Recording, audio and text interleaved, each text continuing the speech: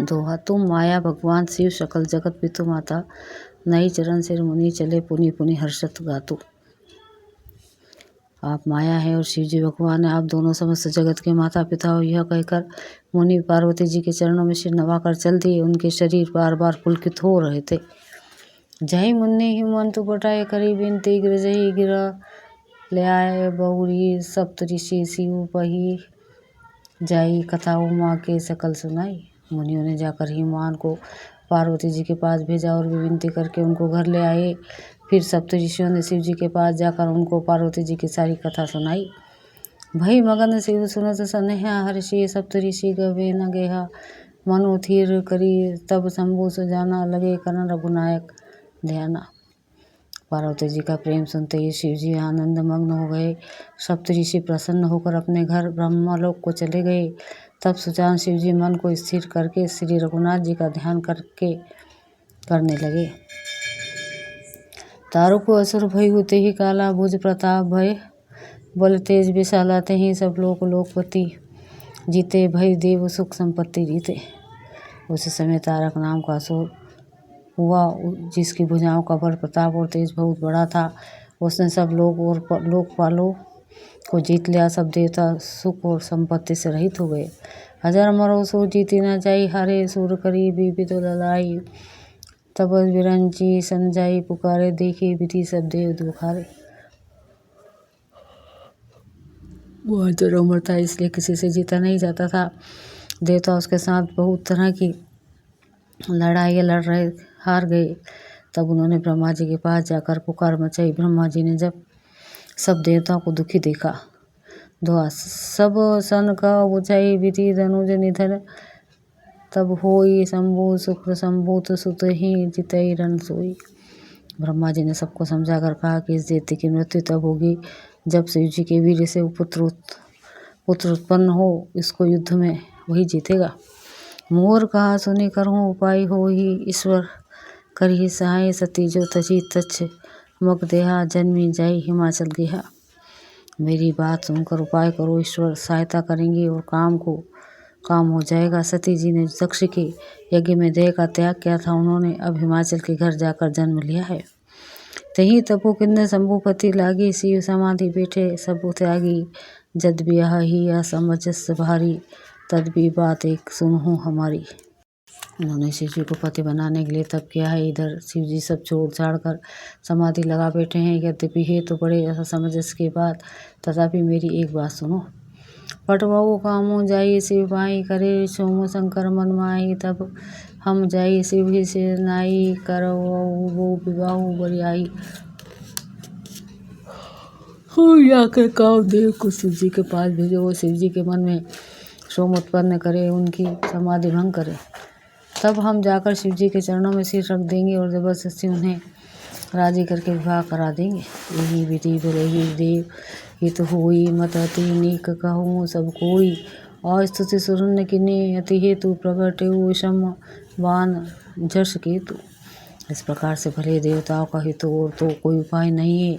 सबने कहा यह सम्मति बहुत अच्छी है।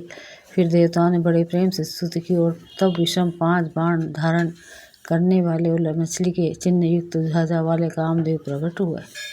दो असुर न कही निज भी पति, सब सुनी मन किन्न विचार। शंभु विरोध न कुशल मोहि, भयसी करहूँ असमार। ये तान्य कामदेव से अपनी सारी विपत्ति कही सुनकर कामदेव ने मन में विचार किया और हंसकर देवताओं से यूँ कहा कि शिव जी के साथ विरोध करने में मेरी कुशल नहीं है। तदपि कर्म में काजू तुम्हारा सुति कह, परम धर्म उपकारा पर ही तो लागी। तजी जो ही संत सत प्रशंस ही तेही। तथापि मैं तुम्हारा काम तो करूँगा, लेकिन क्योंकि वे दूसरे के उपकार को परम धर्म कहते हैं। जो दूसरे के हित के लिए अपना शरीर त्याग देता है, संत सदा उसकी बड़ाई करते हैं। हंस कही चले सभी सुरुनाई, सुमन धनुष कर सहित सहाय। चलत मारस ते बिचारा शिव विरोध ध्रुव मरनु हमारा। नौकर सबका सिर नवा कर कामदेव अपने पुष्प के धनुष को हाथ में लेकर वसंत आदि सहायकों के साथ चलते समय कामदेव ने हृदय में ऐसा विचार किया कि शिव जी के साथ विरोध करने से मेरा मरण निश्चित है। तब आपन प्रभाव विस्तारा निज बस किन्नर सकल संसारा को पेऊ जब ही परिचार केतु चंद महु मिटे सकल सुत सेतु। तब उसने अपना प्रभाव फैलाया और समस्त संसार को अपने वश में कर लिया।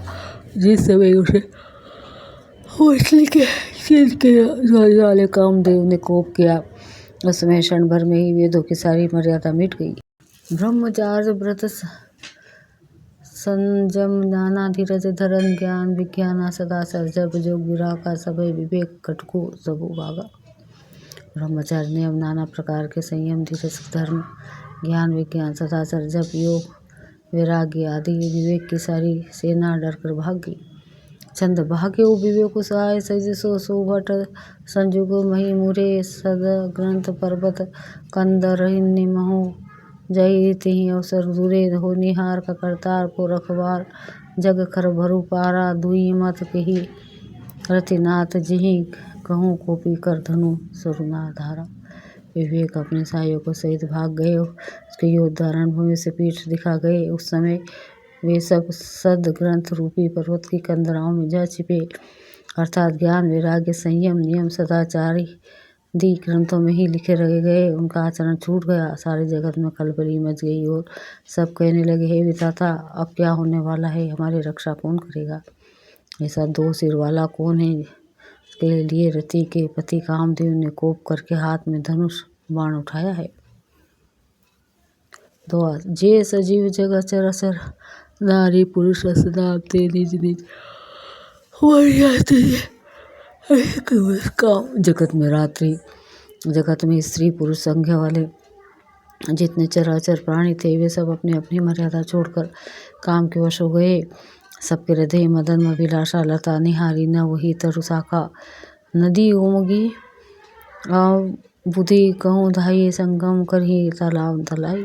सबके हृदय में काम की इच्छा हो गई। लताओं बिलों को देखकर वृक्षों की डालियां झुकने लगी। नदियाँ उमड़ उमड़ कर समुद्र की ओर दौड़ी और ताल तलैया भी आसपास आपस में संगम करने मिलने जुलने लगी।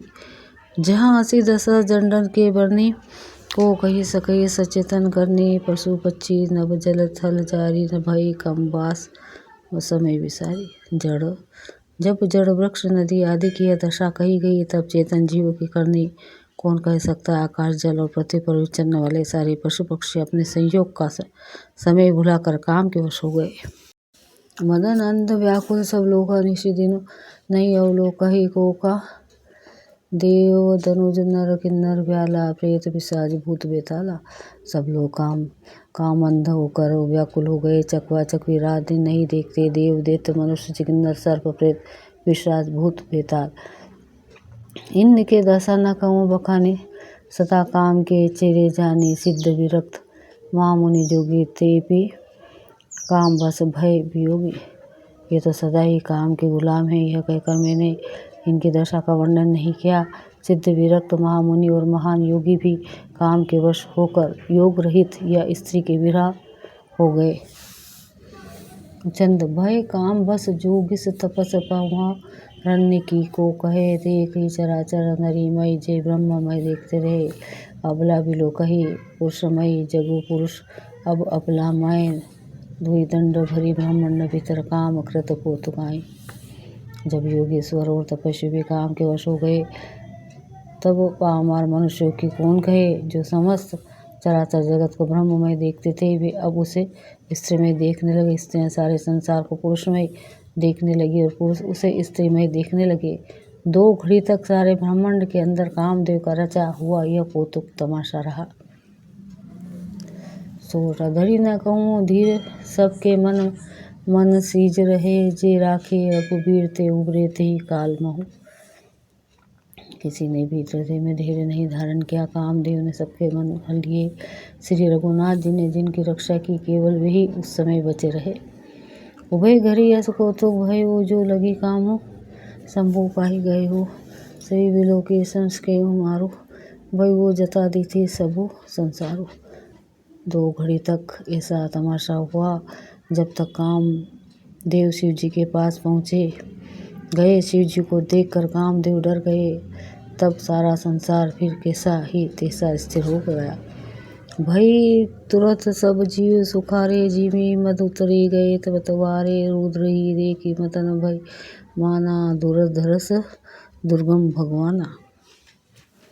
तुरंत ही सब जीव ऐसे के सुखी हो गए, जैसे मत वाले नशा पिए हुए लोग मद नशा उतर जाने पर सुखी होते। दुर्धर्ष जिनको पराजित करना अत्यंत ही कठिन है, और दुर्कर जिनका पार पाना कठिन है। भगवान संपूर्ण ऐश्वर, धर्म, यश, श्री ज्ञान और वैराग्य रूप 6 ईश्वरीय गुणों से युक्त है। रुद्र महा भयंकर शिव जी को देखकर कामदेव भयभीत हो गया।